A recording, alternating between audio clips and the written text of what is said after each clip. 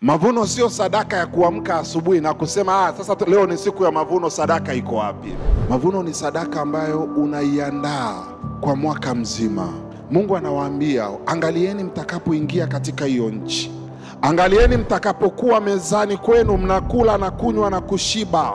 Angalieni mtakapokuwa mnapokea mishahara yenu ya kila mwezi.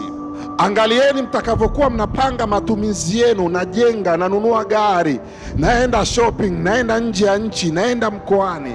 Angalieni msije mkamsahau yeye. Kule kijijini, mimi nasema kule kwetu, wanalima migomba na kahawa. Kuna ndizi unaweza ukaikuta, tena ndizi zile zinakaga kwenye kichumi, kwenye ile njia ya kwenda nyumbani. Vijijini wengi wanafanya hivyo.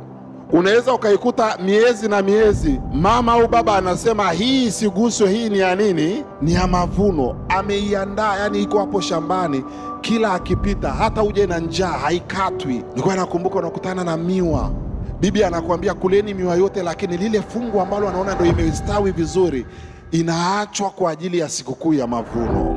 Tena siku hiyo wanaweka na vilemba, wanakata na maua mazuri, wanaweka juu ya sadaka zao.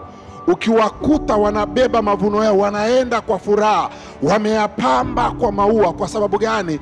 Wamekuwa na maandalizi ya mioyo yao na maandalizi ya sadaka zao kwa muda mrefu. Kwa hata likitokea la kutokea, litakuwa linatumia zile ambazo zipo, lakini kile cha Bwana kilishaandaliwa muda mrefu sana.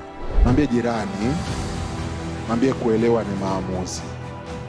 Mwambie chochote kile kisichokuwa na thamani mbele zako hakina thamani mbele za Mungu.